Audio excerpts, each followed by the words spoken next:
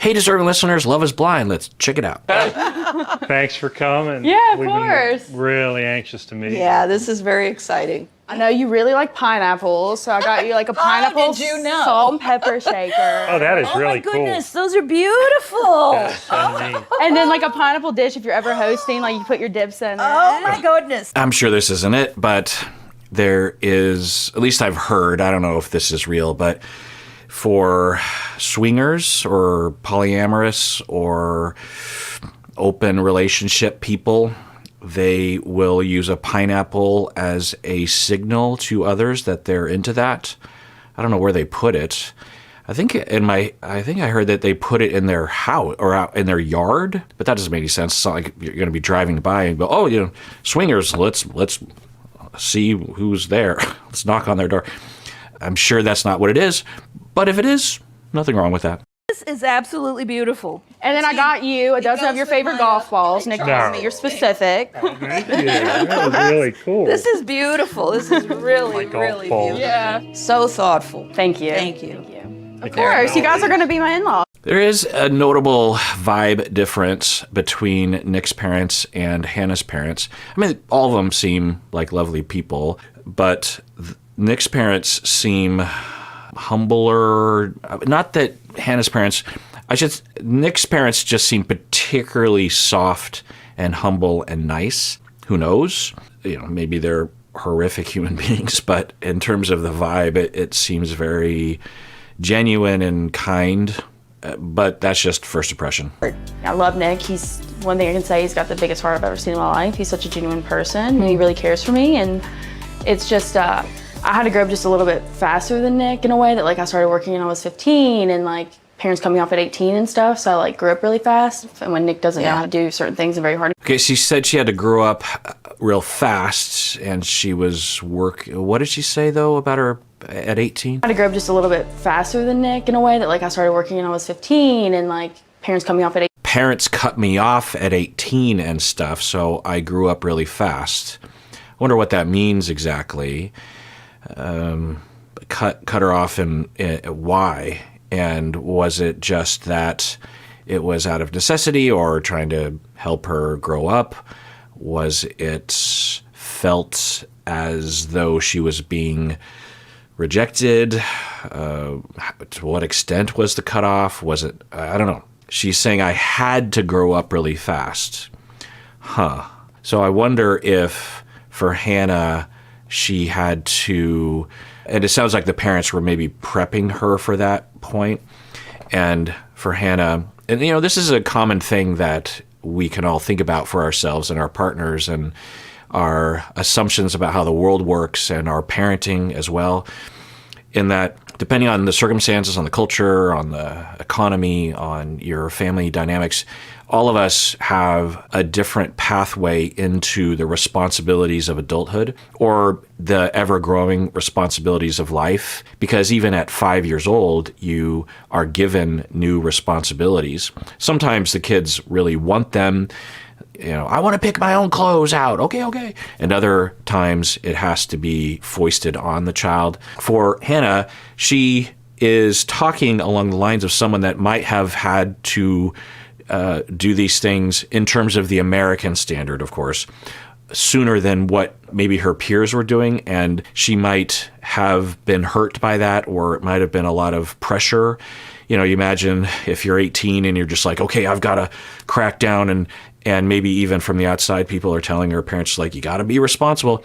And so she put effort into that. I'm guessing there was a bit of a meandering road there. And at the age of 26 now, she still has some feelings around that. And so when Nick exhibits behavior that to her looks like someone that, and because he still lives at home too, so she might be judging him out of projective identification that she internalized, or she just had this experience with herself. Debating how much I want to go into this, you can listen to my deep dives on projective identification and psychodynamic theory, but the general explanation is that we will internalize relationships, dyads, and we will recreate them unconsciously, defensively, as a way to try to rework the past and just apply templates to our current relationships. So it's possible that for her, when she is criticizing Nick and putting him down, what she's recreating is her in the past, where either people were putting her down, telling her to be responsible, or voices even in her own head that were telling her, you're irresponsible, you have to be responsible, what's wrong with you that you haven't figured that out? And then the her part of it is feeling like stupid and ineffectual and insufficient somehow. And so she's, through projective identification, recreating that dyad by identifying with that criticizer and projecting onto Nick the part of her that feels like she is a loser and that she is irresponsible and stupid and all that kind of stuff. Certainly would explain a few things, because, the way she talks about, my parents cut me off at it, that's particular, right? My parents gave me responsibilities. They said, you have to now do these kinds of things, but I wouldn't describe it as, they cut me off, right? There's something there. Now, it's possible that the parents just did a very understandable thing, and Hannah just felt like that was unfair, and she words it as being cut off. Who knows? But it's interesting we're hearing that. And it explains also how she claims that she's more mature, that she's more mature than him. She's said that a number of times, right? Maybe she was in some ways more mature than other kids. When she was 20 and she was more responsible than her peers, she's like, oh, I'm more mature, maybe even told that by her peers and her parents or whatever. And so she just has this template that she is automatically better as a way to, maybe she was just told that, but also maybe because of her insecurities, that's the sort of thing that she leans into for her own self-esteem reasons. You know what I'm saying? 18 and stuff, so I grew up really fast, and when Nick doesn't know how to do certain things, I'm very hard and critical on him about it. And so I just need to set myself back, because we've had different ways of life, and maybe because I know how to do things and he doesn't know doesn't mean he has to. He'll figure it out and he will learn. He just hasn't had to do it yet and stuff. Okay. So she's talking it out, and she's said similar kinds of things. So she is talking about how she has observed and criticized him for not knowing how to do certain adult things. And, the few conversations they've had about it, and I'm guessing they've had more, but who knows, it didn't look like Nick was just completely in over his head.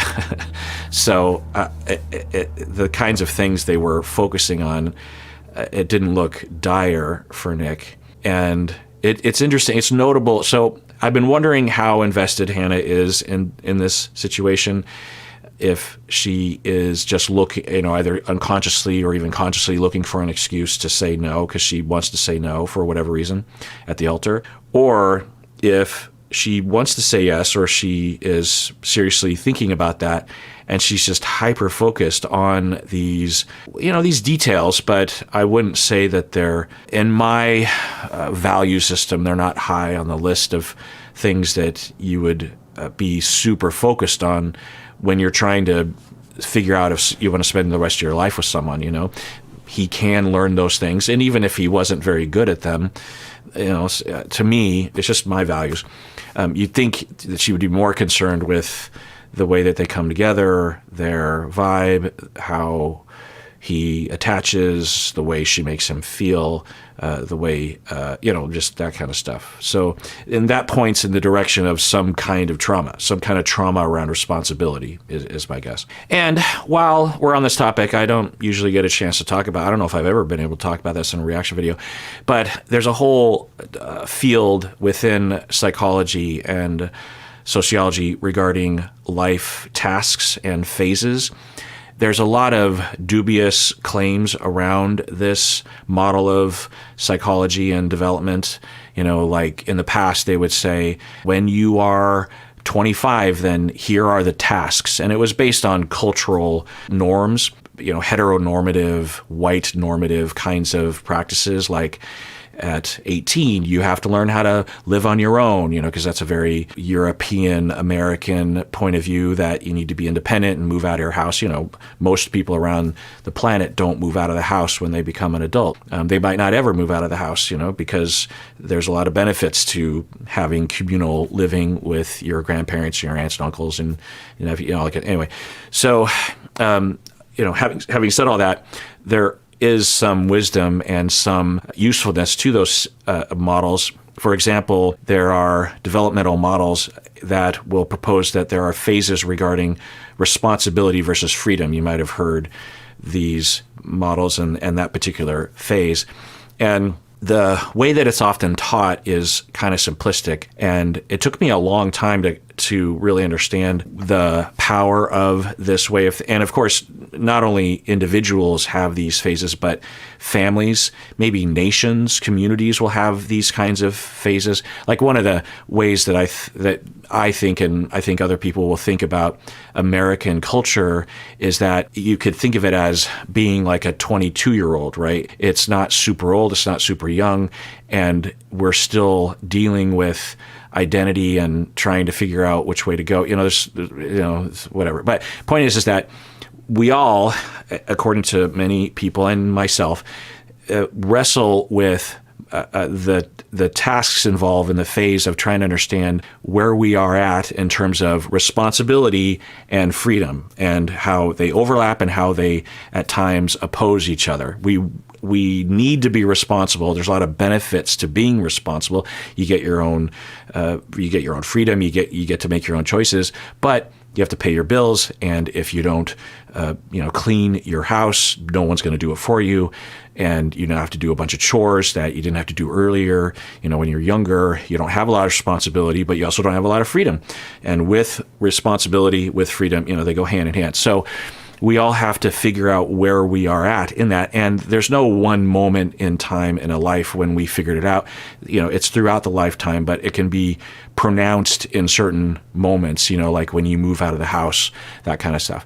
So it took me a while to figure out how to use this model. And one of the ways that I use it is that we can think about, and other people use it this way as well, I didn't invent this, but that there are certain tasks that we are faced with, and if we manage the tasks well, then we will emerge with an understanding or a practice or a habit that will help us, or we will develop a practice or a habit that actually isn't helpful for us, because as we are going through that struggle to figure out, when she was 18 and she suddenly had a ton of responsibility, and her freedom now is being compromised, and maybe people around her aren't experiencing that, or there's a bit of conflict with her parents, or she was receiving it as a rejection, not just, hey, you need to be responsible, but hey, we don't want you to be a part of our life, or we don't care enough about you to help you in this moment, or something. Who knows? There's speculative, but that can complicate that task, right? Anytime you tell a kid, I'm no longer going to do this for you, something that they've done for you since you were literally born, and suddenly it's like, we're no longer going to do this for you, it can hurt a little bit, right? At the very least, it can be a little scary. It's like, oh, really? You mean I'm not the center of the universe anymore? Whereas for her, it's possible that she had some complications there, and the tasks that she had to face were not navigated in a healthy way. They were navigated well enough that she, I'm guessing, was able to, well, you could argue that, she quit her job to be on the show, which is, who knows, but not a lot of people would have done. She said it was her dream job. Now that I remember the very first episode. So it's kind of interesting to think about that, right? That how does that fit? Now, maybe she's like, no, I got a thing lined up. It's totally, I'm very responsible. But I wonder if she is still struggling with that, right? The freedom to go on the show. Who knows? But she probably went to her boss and said, can I go on the show? I've had this, I want to do this. And the boss is like, no, you can't take that much time off work. And so again, freedom, responsibility. I should be responsible and be in the show. Screw that. I quit, instead of having a more nuanced approach to it, of just like, well, could I get maybe unpaid leave for one of the weeks there. So, I'm just making shit up at this point. But I just wonder about what sort of tasks she was faced with, how they were navigated, what were the outside circumstances, and what habits and lessons. For example, one of the lessons might be shame, shame, shame. In order to get, there could have been a point when she was really falling apart and she wasn't getting things done, had to grow up fast.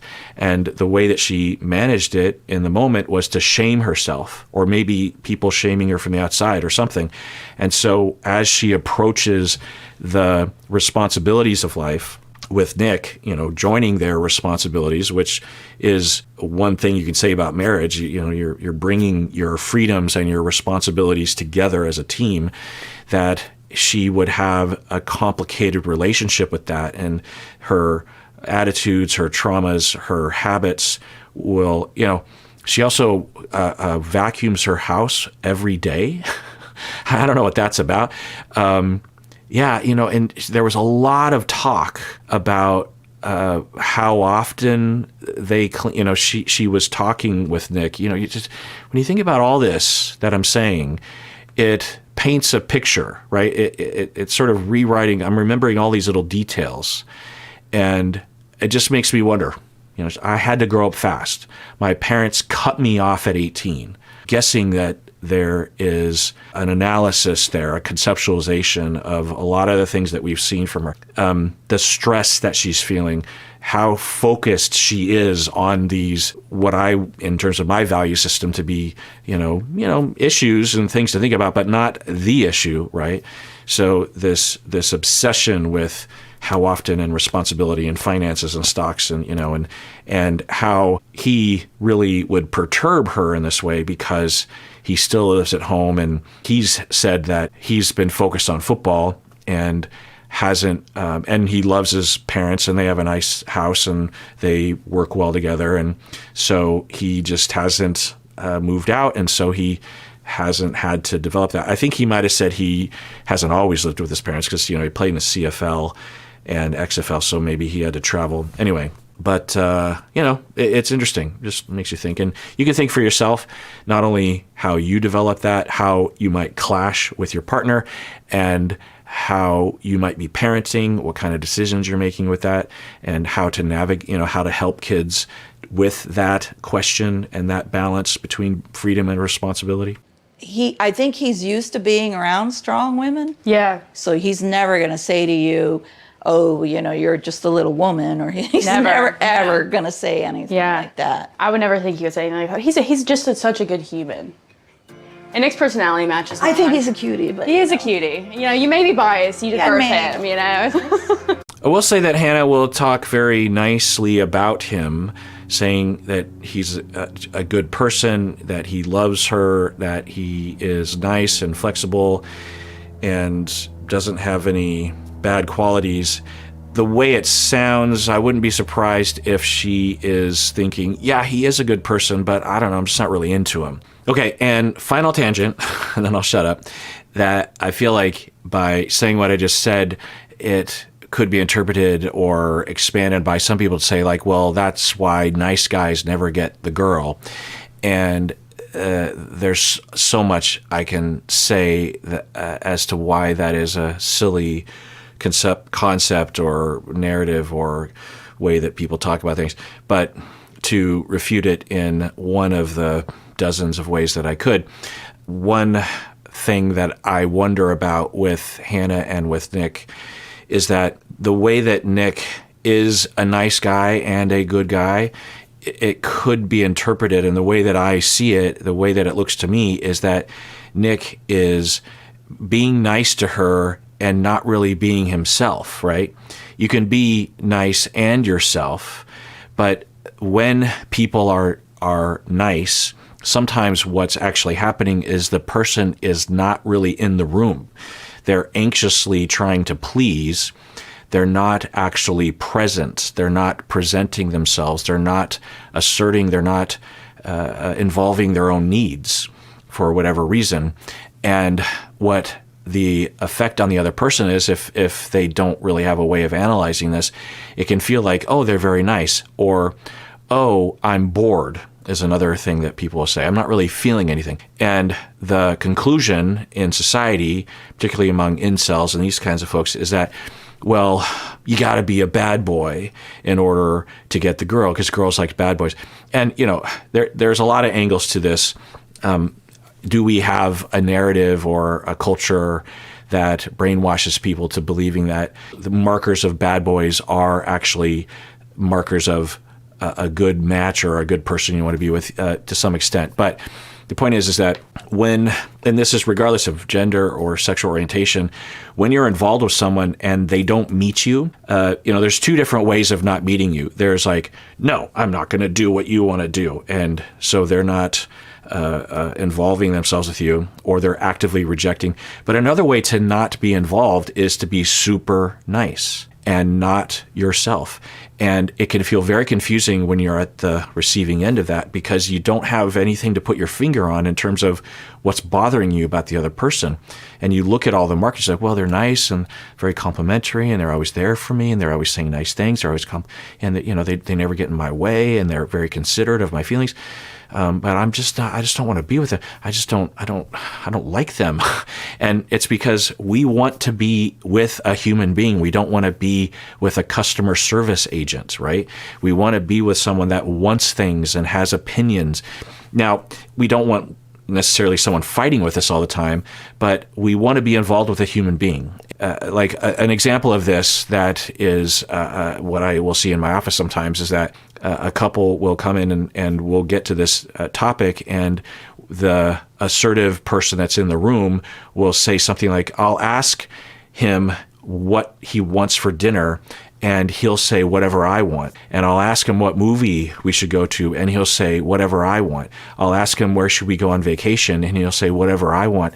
And that's nice because I get to do what I want, but I would rather have just, something. And sometimes what will manifest is the assertive person will say, fight with me.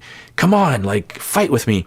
And it can be really dysfunctional, right? Because it feels to the assertive person that you want contact and you want fighting, but you don't really, it's not fighting that you're looking for. You just want someone to be in the room. You want them to be present. You want them to think of the relationship as something that matters, not something that they're just doing to accommodate you. The metaphor is that you're reaching out for someone and you just get missed, right? And it's really hard for people to conceptualize that, because it's like, well, I'm being accommodated for, they're being nice to me. So I wonder if there's some dynamic happening with Nick and Hannah with that. I suspect that even if Nick was not this, even I don't know if he is, but even if everything went perfectly, I'm going to guess that Hannah just isn't really into Nick and might not even be ready for this sort of thing. But what do I know? You probably know ahead. Maybe they get married. And I'm just a dumb person. All right, well, that does it for that episode. Everyone out there, please take care of yourself, because you deserve it. You really, really do.